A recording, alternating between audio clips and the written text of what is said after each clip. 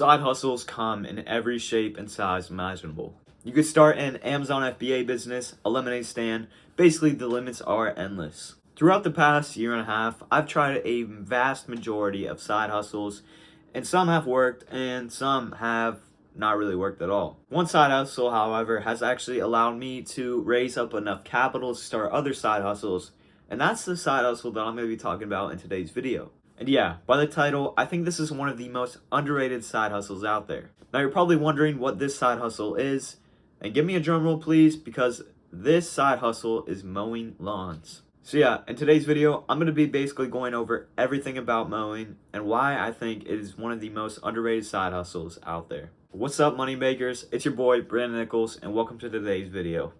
We'll be talking about one of the most underrated side hustles in my opinion, which, like I said, is mowing grass.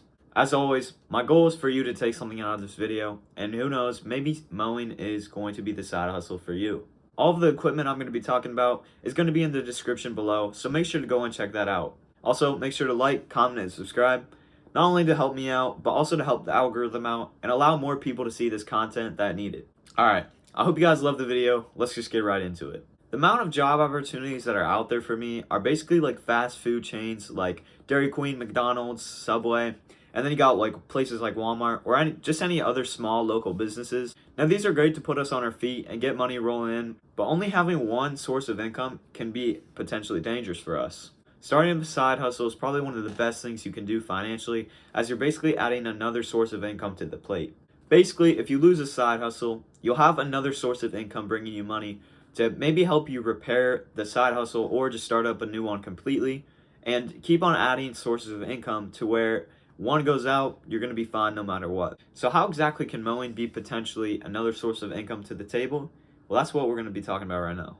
So let's say your neighbor asks you to mow their lawn for $25 one day a week. You accept, but you seem to have forgotten that you literally have no equipment at all. In this case, assuming you have a job and are consistently bringing in money, or have a certain amount saved up, you can go out and buy yourself a used mower, used weed eater, or a used blower for around about $400 to $500. Now you have your first client, equipment, and as of right now, making $25 a week with only maybe about a half an hour to an hour's worth of work. Most side hustles take either a lot of time to start up or a lot of money to start up front, while mowing only requires money for gas and equipment, and then from there on, time to actually mow the people's yards, and the process in which you need to actually get your clients. So yeah, how do you get your clients in the first place? There are many ways to get clients, and surprisingly, getting clients is actually pretty easy as long as you take the time to market your services. For example, to get my first clients, all I did was go around to about like 5 houses and just left my business cards on the doorstep. I literally did not knock, I just left them somewhere that the homeowner might actually see them.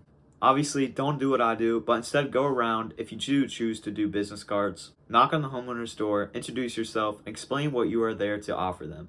By the method I chose to begin with, I actually got 4 out of the 5 clients, which is extremely surprising as basically my marketing was terrible. Imagine if I would have done it more, like maybe 20, I might have actually gotten like 16 out of those 20 people to actually mow for, which I probably would not have been able to support back then. But that's a pretty good success rate, as I got like 80% of people just from literally doing a pretty poor marketing strategy to 4 out of the 5. Alongside business cards, you can do flyers, or you can maybe post an ad in a local bulletin or newspaper even. Basically, just going around cold calling with a clipboard, recording like addresses, how much you're going to charge for them, how much like you estimate the lawn will take, and a bunch of other information that you just want to have, like the name of the person and etc. Another great method of actually gathering clients is a media page. Now, a media page could be anything from an Instagram account to where you're basically marketing your services on Instagram, or a Facebook page, which you can also do as well. Personally, I start off with a Facebook page, basically describing who I am, why I'm doing what I'm doing, and what I actually have to offer, and how much I charge for the things that I offer. So once you actually get a marketing plan set up, the next thing you're going to need to know is how much you should be charging a client. Obviously, every lawn is different, but before that, you need a base amount so that you can cover both gas and equipment. I would say a good base amount would be at the least $25, and I wouldn't go anywhere under than that.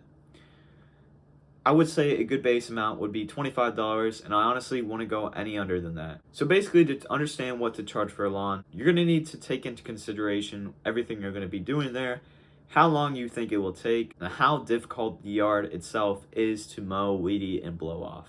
If you're only mowing a yard, they don't want you to weed eat or blow, then don't charge as much as you would for a lawn where you're actually going to be doing all three of those. So then how do we know how difficult a yard is? Well, assuming you start off with a push mower, which you probably will, a lawn that has like a slope is going to be extremely hard and like basically near impossible if you're only pushing something that weighs a lot of pounds and is not actually assisting you in getting it up something.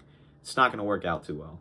But if the yard is pretty flat, obviously don't charge it as much as something that's going to be more difficult than that. As flat, you're literally just pushing it back and forth across. And then obviously the last thing is how much time is the lawn actually going to take you. Basically what I do is I charge about 30 to 40 per lawn, as long as the lawn actually takes like 30 minutes to an hour to complete. But basically anything else over an hour is going to be an extra $30. So basically guys, every potential yard you go to visit, again, take in consideration how long the yard is actually going to take you to complete with the equipment you have, how difficult is it going to be with the equipment you have, and what all are you going to be doing there. I basically covered everything besides equipment, and again, like this is a brief summary of mowing. I'm considering doing a free course on this, maybe like a 40-minute to an hour course. If you guys are interested, make sure to like and subscribe and comment if you want to see me come out with a free course on mowing. And I'm going to be basically doing other free courses on side hustles, but as of right now, I'm just going to be doing brief overviews of them.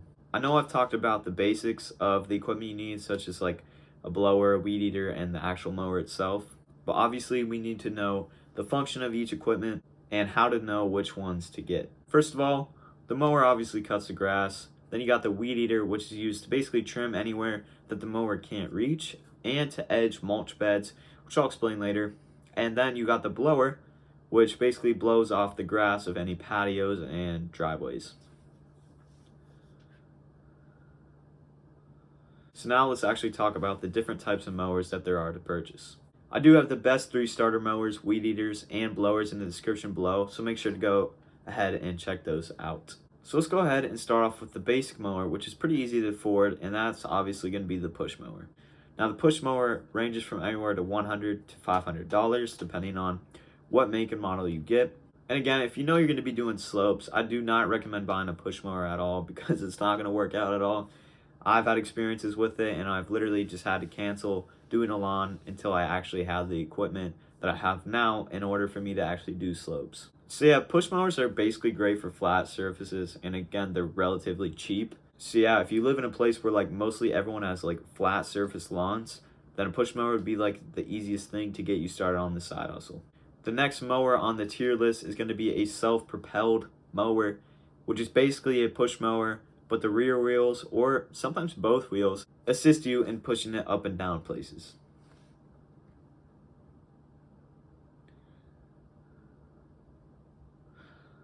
Self-propelled basically can handle slopes as long as you know how to do slopes. For slopes with a self-propelled, I do not recommend going up and down, but I recommend going about like diagonal, not side to side either. Well, yeah, actually side to side works, but either diagonal or side to side. Don't go up or down. You're gonna have a hard time doing that, so just don't go up and down on slopes if you're gonna be using a self-propelled. Overall, they literally just take some time and effort out of actually mowing, because a push mower, you actually exert that energy, and pushing it kind of makes it a little more time consuming than if you actually have a self-propelled where you can basically change the speed on some of them, making them go fast or slow. So these mowers will typically range from anywhere from about like $400 to about even up to $1,500. Again, depending on the make and model, some are ridiculously overpriced, but some are more affordable. The final types of mowers that I'm going to be talking about are the mowers that you're going to acquire when you start taking mowing more seriously.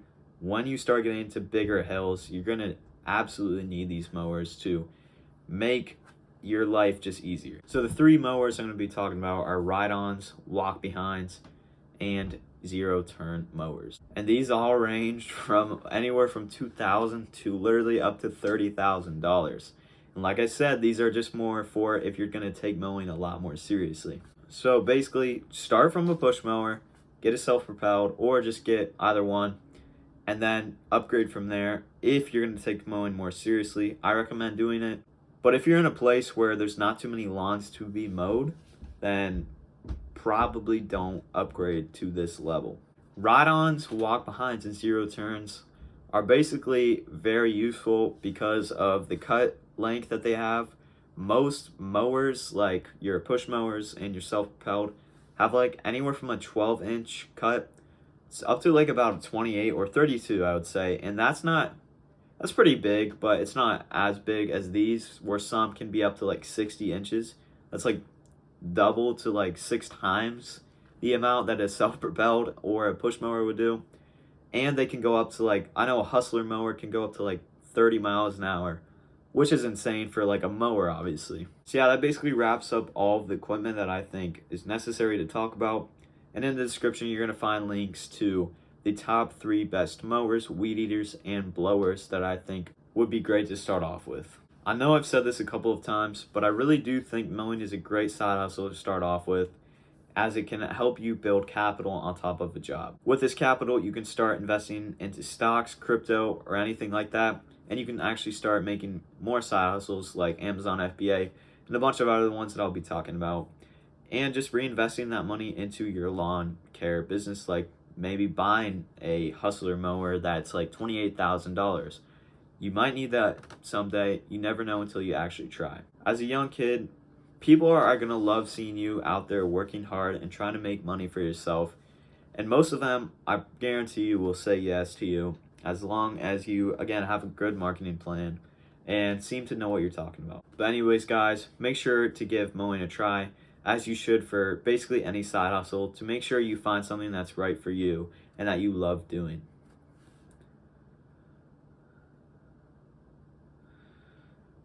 Once you guys actually take the steps into starting mowing, leave a comment down below and tell us your experience you've had with mowing. Again, guys, make sure to like and subscribe so we can actually help more people get this content and start grinding and helping our... Again, make sure to like and subscribe so we can help this video... Make sure to like and subscribe so we can get this content out to more people, like I've said in the past and like I said right now. Alright guys, I think that wraps it up for today. The next video will be posted about next week, I'm aiming for. Without further ado, you already know what it is. Peace.